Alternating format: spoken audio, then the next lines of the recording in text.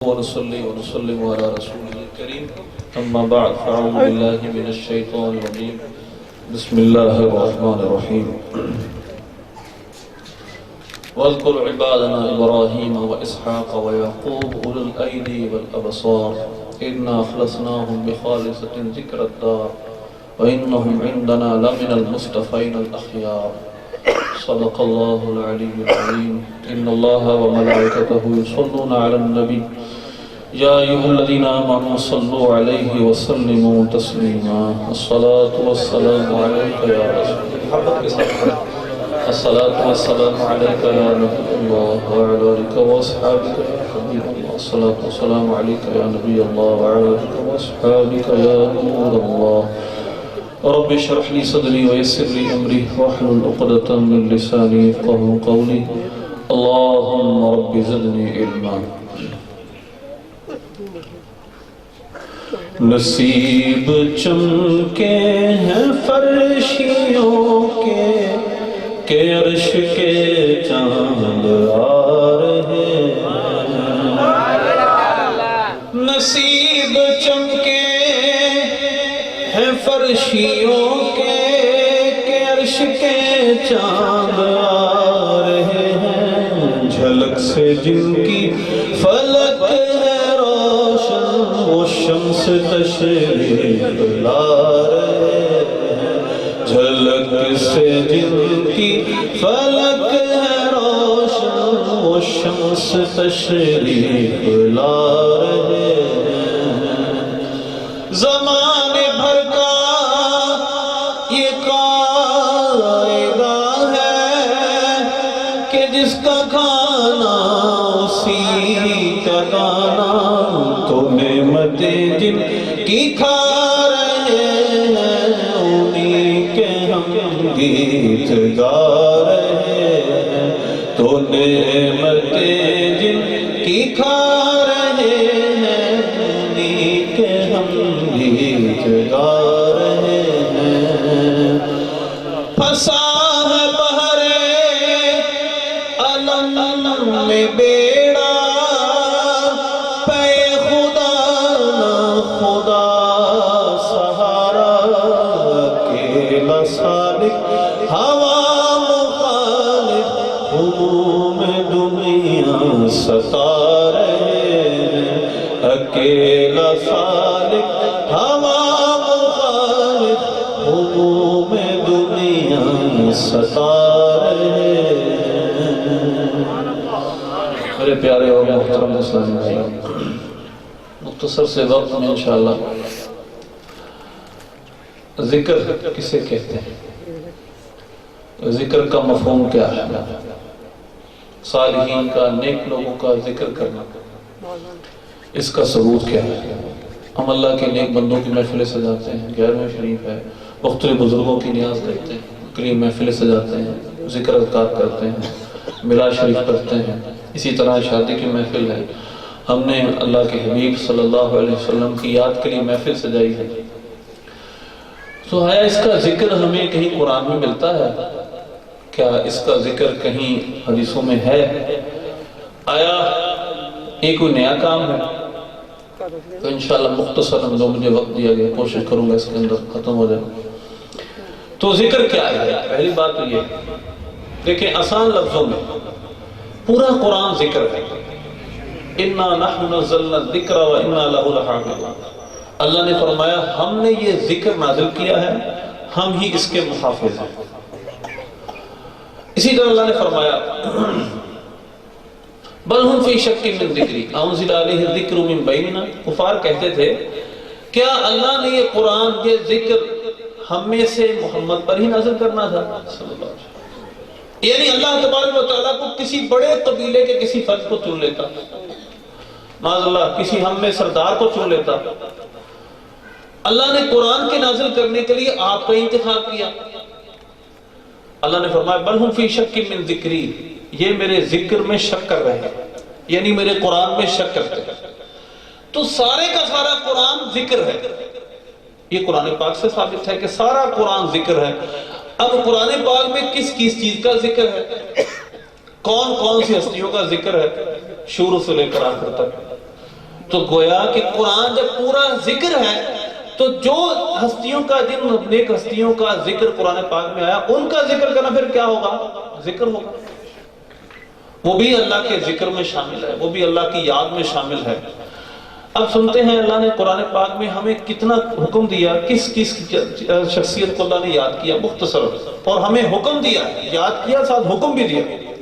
سورہ فاتحہ سے لے کر اب آخری سورت تک پڑھ لیں، کہیں جگہ جگہ اللہ نے اپنے نیک بندوں کا ذکر فرمایا۔ سورہ فاتحہ اہدنا الصراط المستقیم صراط الذین انعمت علیہم، پہلی سورت میں اللہ نے اپنے نیک بندوں کو یاد کیا، اے اللہ ہمیں سیدھے راستے پر چلا، کن لوگوں کا راستہ جن پر تو نے انعام کیا۔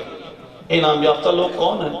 سورہ نساء میں اس کی وضاحت ہے۔ فاولئک مع الذین انعم اللہ علیہم من النبیین والصدیقین والشہداء والصالحین وحسن اولئک رفیقا، کہ اللہ کے وہ انعام یافتہ لوگ کون ہیں؟ وہ نبی ہیں، صدیق ہیں، شہداء ہیں، صالحین ہیں، یہ اللہ کے نیک لوگ ہیں، یہ وہ لوگ ہیں جو انعام یافتہ ہیں۔ اللہ نے سورہ فاتحہ میں ہمیں حکم دیا ہے، اہدنا الصراط المستقیم، ایسے مجھ سے ہدایت مانگو کہ اللہ سیدھے راستے پر چلا، کن لوگوں کا راستہ جن پر تو نے انعام کیا۔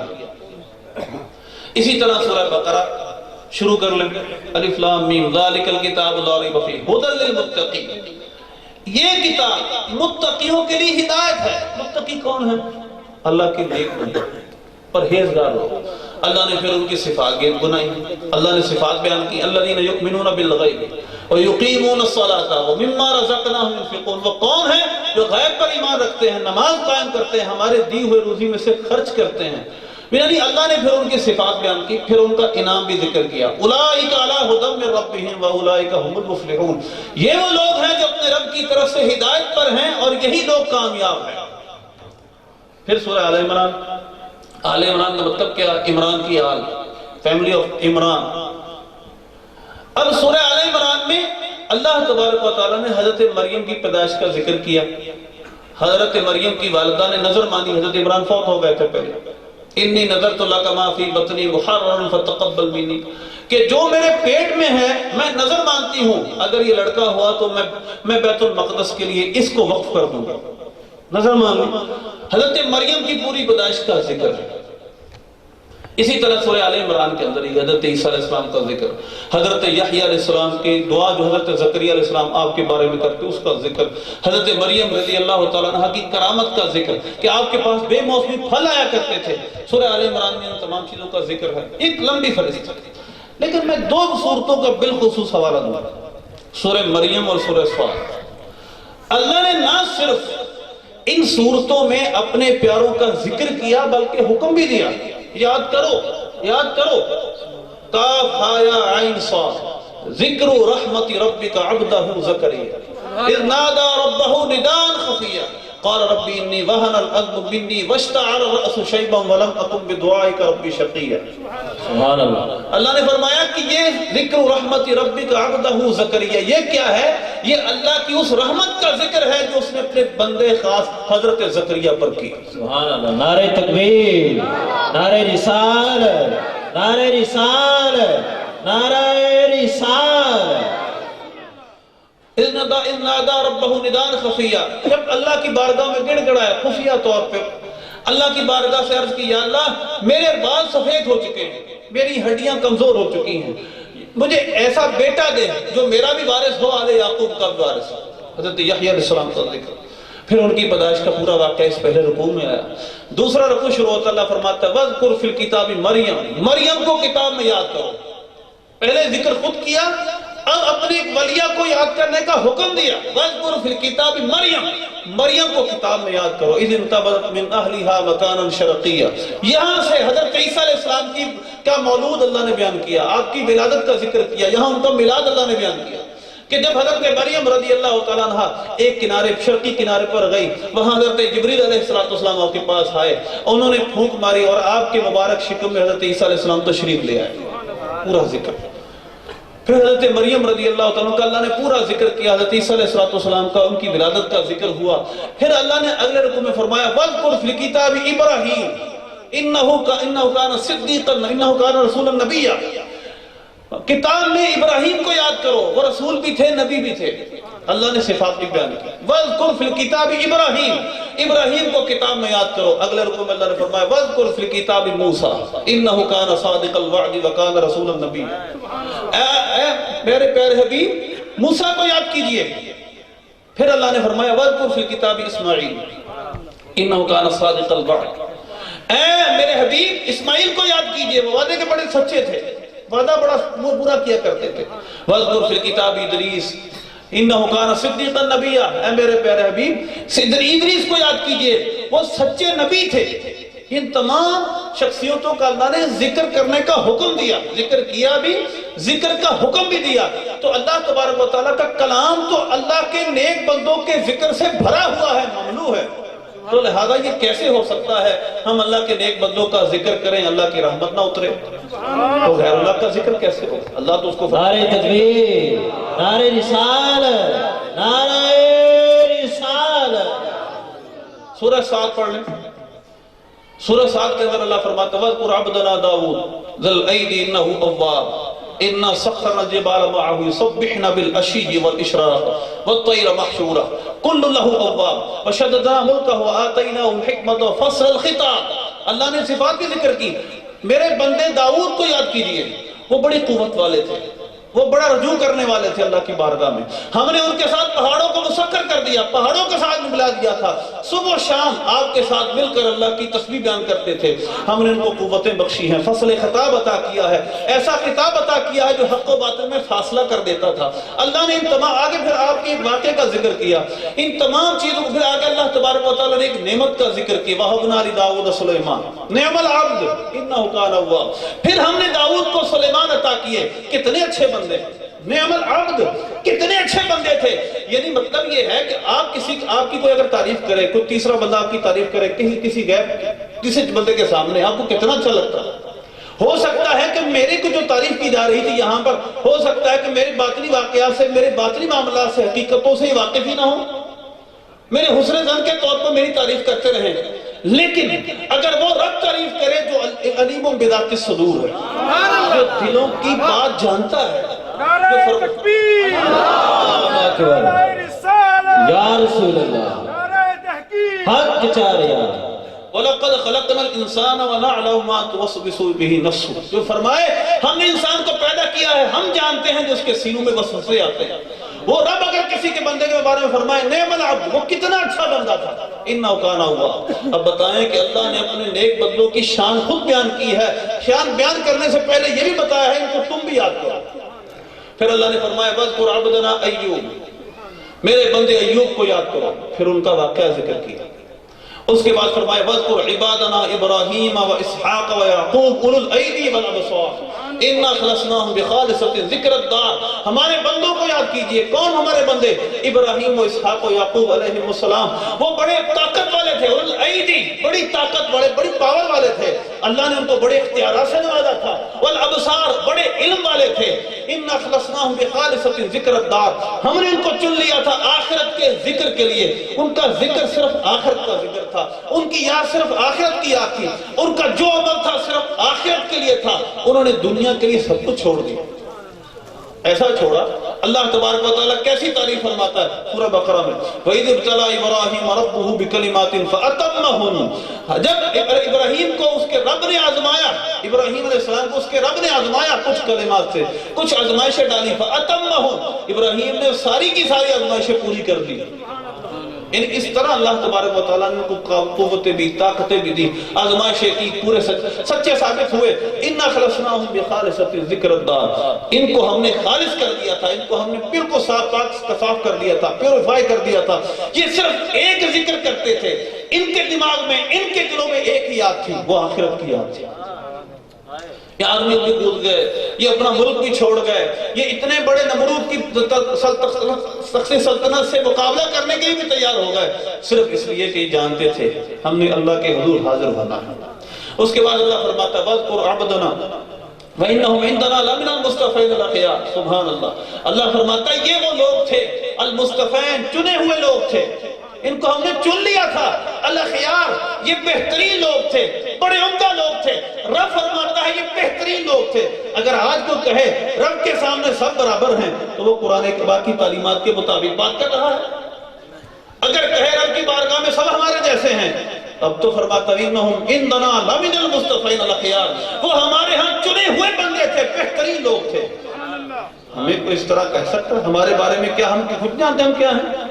ہم اپنے آپ کو اتنی بڑی ہستیوں کے ساتھ مقابلے کے لیے پیش کریں. پھر اللہ فرماتا ہے وَاذْكُرْ عَبْدَنَا عِبَادَنَا اسماعیل وَالْيَسَعَ وَذَا، ہمارے بندے اسماعیل، یسع اور ذوالکفل کو یاد کریں.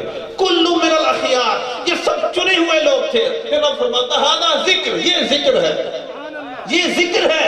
کسی معنی میں لے لیں، سنائے اچھی تعریف لے لیں. ہاں سیوطی فرماتے ہیں اثناء الجبیل ہاں ہونا، یہاں پر اچھی تعریف کے معنی میں ذکر ہے. لیکن ذکر تو ہے نا، ذکر کی ڈائمنشن تو ہے، ذکر کی ایک سمت تو ہے. اللہ نے فرمایا تھا یہ ذکر ہے، قرآن کی نص ہے. ان للمتقین لحسن مآب، لیکن یاد رکھو اللہ نے فرمایا متقیوں کا، پرہیزگاروں کا ٹھکانہ بڑا اچھا ہے. پھر اللہ نے جہنمیوں کا ذکر کیا. تو لہذا یہ نیک ہستیوں کا ذکر کرنا، ان کے لیے محفلیں سجانا، یہ ہم اپنی طرف سے نہیں کرتے. اس کا ذکر قرآن پاک میں کیا بھی گیا، ہمیں اس کا حکم بھی دیا گیا ہے، ہمیں حکم بھی دیا گیا ہے ان نیک ہستیوں کا ذکر کرو. اور سرکار صلی اللہ علیہ وسلم نے اپنی مجلسوں میں کتنی دفعہ بنی اسرائیل کے نیک لوگوں کا ذکر کیا. کتنے ایسے واقعات حدیثوں میں ملتے ہیں. ایک غار کا واقعہ سرکار نے فرمایا 3 لوگ اس غار میں محبوس ہو گئے، روک لیے گئے. اب تینوں نے ایک خیال کیا، ان کے دل میں خیال آیا، انہوں نے بات کی کہ اپنی اپنی نیکیاں ذکر کرو. مشہور واقعہ، حضور صلی اللہ علیہ وسلم نے اپنی مجلس میں ان نیک لوگوں کا ذکر کیا. حضور صلی اللہ علیہ وسلم، بخاری شریف کی حدیث ہے، یہ بھی بخاری کی حدیث ہے، امام بخاری رحمۃ اللہ نقل کیا. سرکار صلی اللہ علیہ وسلم نے فرمایا کہ پچھلی قوم میں ایک شخص تھا جس نے 99 قتل کیے تھے. اب ایک پادری کے پاس گیا، اسے جا کر پوچھا میری توبہ قبول ہو سکتی؟ اس نے کہا نہیں ہو سکتی. اس کو بھی قتل کر دیا، 100 پورے ہو گئے. اب اس کے دل میں پھر خیال پیدا ہوا کہ میں توبہ کروں. ایک دوسرے عالم کے پاس گیا، اس نے بالکل تمہاری توبہ قبول ہو سکتی، میں کیا کروں؟ اس نے کہا فلاں نیک لوگ رہتے فلاں بستی میں، ان نیک لوگوں کی طرف چلے جاؤ. حضور نے یہ واقعہ اپنے صحابہ کی مجلس میں بیان کیا. اب وہ نیک لوگوں کی بستی کی طرف جا رہا تھا، راستے کے اندر اس کا انتقال ہو گیا. رحمت کے فرشتے بھی آ گئے، عذاب کے فرشتے بھی آ گئے. رحمت کے فرشتے کہتے تھے یہ اللہ کی طرف جا رہا تھا، توبہ کرنے کی نیت سے جا رہا تھا، نیک لوگوں کی طرف لہذا بخشا ہوا ہے. دوسرے کہتے ساری زندگی گناہ کیے، جرم کیے، 100 قتل کیے، یہ جنت میں نہیں جا سکتا. مقابلہ ہو گیا ان کا. اللہ تبارک و تعالیٰ نے فرمایا زمین ناپ لو. اللہ کی قدرت یہ تھی، ایک بادشت زمین ان نیک لوگوں کی طرف بڑھ گئی. آپ مجھے یہ بتائیں، اتنے بڑے جرم کرنے والا انسان نیک لوگوں کی طرف ایک بادشت بڑھ گیا، اللہ نے اس کو بخش دیا. اس کو آپ کیا کہیں گے؟ سبحان اللہ. نعرہ تکبیر، نعرہ رسالت، نعرہ رسالت، نعرہ رسالت. اللہ تبارک و تعالیٰ اپنے نیک لوگوں کی بات مانتا ہے، بلکہ ان کی ساتھ نسبت رکھنے والے لوگوں کی بھی بات مانتا ہے. حیا فرماتا ہے، عذاب میں تخفیف فرماتا ہے، بخش دیتا ہے. لہذا حضور صلی اللہ علیہ وسلم نے، سرکار نے اپنی مجلسوں میں نیک لوگوں کا ذکر کیا. کتنے ایسے واقعات آپ کو ملیں گے.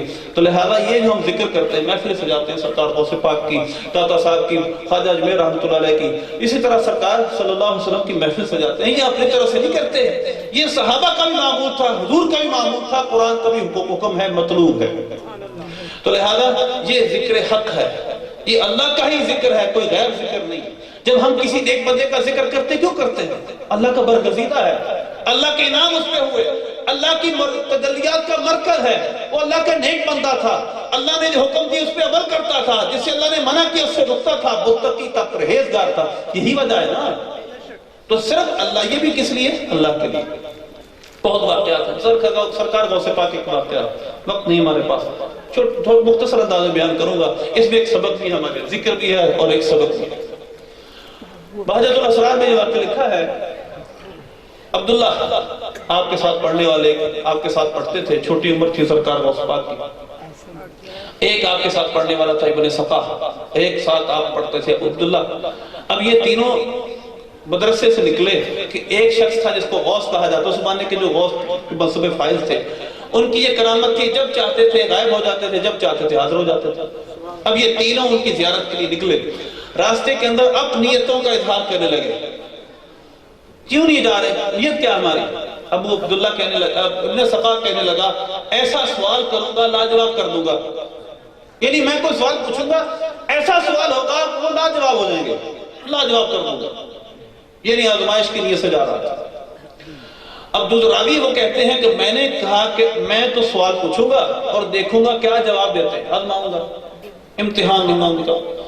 سرکار غوث فرمانے لگے معاذ اللہ کی پناہ، میں کوئی سوال کروں گا نہیں، میں صرف ان کے دربار میں جاؤں گا، ان کی زیارت کروں گا، ان کے قرب کی برکتیں لوں گا، بس زیارت کے لیے جاؤں گا، میرا کوئی مقصد نہیں، میں ایسی بے ادبی نہیں کر سکتا۔ چنانچہ سرکار غوث پاک اور دونوں آپ کے جو کلاس فیلو تھے وہاں پہنچے، وہ غوث جو تھے ولی اس وقت کے، وہ اپنے اس مجلس سے غائب تھے، وہاں حاضر نہیں تھے، تھوڑی دیر کے بعد حاضر ہوئے، سخت جلال کے اندر تھے، غصے کے اندر تھے۔ وہ شخص جو ابن سقا تھا وہ کہتا تھا میرا سوال ایسا سوال ہوگا کہ اس کا جواب ان کے پاس نہیں ہوگا، غصے میں سے فرمانے لگے ابن سقا تو کہتا تھا تیرا ایسا سوال ہوگا جس کا جواب میرے پاس نہیں، سن یہ قضا و جوابہ قضا، سوال یہ ہے اس کا جواب یہ ہے، میں دیکھ رہا ہوں تو جہنم کی آگ کے اندر ڈوب رہا ہے، جہنم کی آگ کے اندر جل رہا ہے۔ اس کے بعد عبداللہ سے فرمانے لگے تو نے یہ خیال کیا تھا مجھ سے سوال پوچھے گا آزمائے گا، سن ہی قضا و جوابہ قضا، سوال یہ ہے اس کا جواب یہ ہے، میں دیکھ رہا ہوں دنیا تیرے کانوں کی لو تک آ گئی۔ پھر سرکار غوث پاک کی طرف دیکھا، مسکرانے لگے، سبحان اللہ، نعرہ غوثیہ، نعرہ غوثیہ، نعرہ غوثیہ، فرمانے لگے میں دیکھ رہا ہوں بغداد کے منبر پر آپ بیٹھے ہوں گے، کرسی پر جلوہ فرما ہوں گے، آپ کہیں گے قدمی ہاتھی علی رقبت کل ولی اللہ، میرا یہ قدم ہر ولی کی گردن پر ہے، اس وقت کا ہر ولی اپنی گردن آپ کے سامنے جھکا لے، نعرہ تکبیر، نعرہ رسالت، نعرہ تحقیق، نعرہ غوثیہ۔ اور پھر فرمانے لگے یہ مرتبہ ملا کیسے ہے؟ آپ کے ادب کی وجہ سے، آپ نے ادب کیا اس وجہ سے آپ کو یہ مرتبہ ملا۔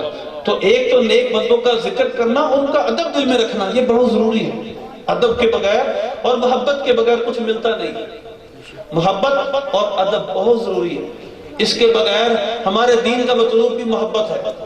ہم سے تو مطالبہ کیا گیا قل ان کان آباؤکم وابناؤکم وازواجکم الی آخری، اگر تمہاری بیویاں، تمہارے باپ، تمہارے بیٹے، تمہارا کنبہ، تمہارا مال، تمہاری تجارت، تمہارے گھر اگر اللہ رسول سے زیادہ پیارے تو انتظار کرو۔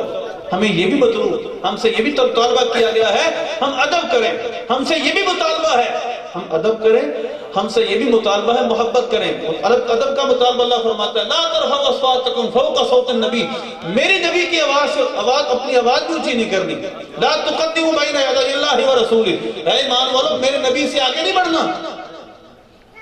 اور اللہ نے فرمایا وَلَا تَجْهَرُوا لَهُ بِالْقَوْلِ كَجَهْرِ بَعْضِكُمْ لِبَعْضٍ، ایسے بات بھی نہیں کرنی جس طرح ایک دوسرے کے ساتھ چلا کر بات کرتے ہو، ادب رکھنا ہے۔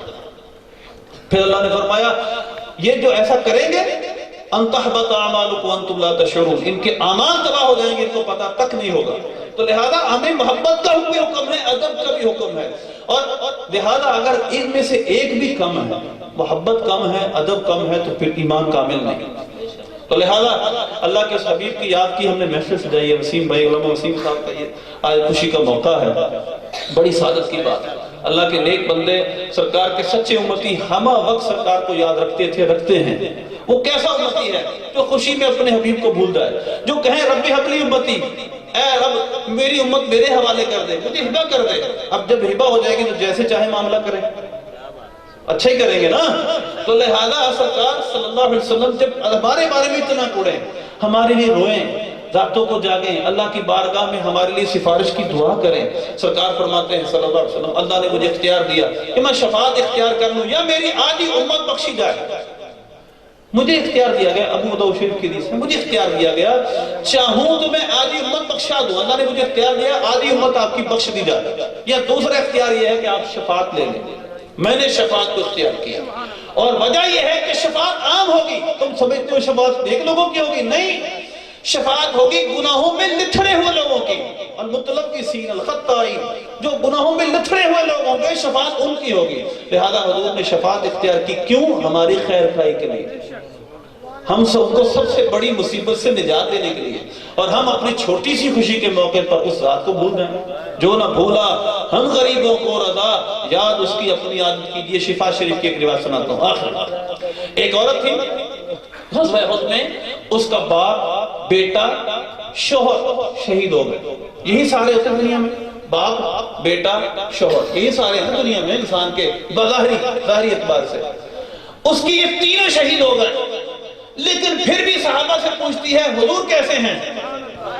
صحابہ تعجب کا شکار کہ تمہارا بیٹا، تمہارا باپ، تمہارا شوہر شہید ہو گیا۔ وہ کہنے لگے مجھے حضور کے متعلق بتاؤ کیسے ہیں؟ فرمانے لگے جیسا تو چاہتی ہے ایسے ہی ہیں، خیریت سے ہیں۔ کہنے لگے نہیں، حضور کو دیکھنا چاہتی ہوں۔ جب سرکار نظر آ گئے پھر فرمانے لگی کلو مصیبت بعدک جلل، یا رسول اللہ آپ کے ہوتے ہر مصیبت چھوٹی ہے۔ نعرہ رسالت، نعرہ رسالت۔ لہذا یہ صحابہ نے ہمیں کر کے دکھایا، ہمیں صحابہ نے کر کے دکھایا۔ حضرت بلال حبشی رضی اللہ عنہ کا وصال کا وقت قریب ہوا، آپ کی وائف کو کہنے لگی واہ حسناؤ، ہائے غم کی بات۔ آپ فرمانے لگے واہ ترباہو، واہ خوشی کی بات، آج میں اپنے حبیب سے اور ان کے ساتھیوں سے مل جاؤں گا۔ لہذا ہمہ وقت ان کو یاد رکھنا یہ ایمان کا تقاضا ہے، اللہ رسول کا حکم ہے، مطلوب ہے۔ اللہ ہمیں عمل کی توفیق عطا فرمائے، وسیم بھائی کی شادی خانہ آبادی بنائے، آمین بجاہ نبی۔ سبحان اللہ، کہیے سبحان اللہ ذرا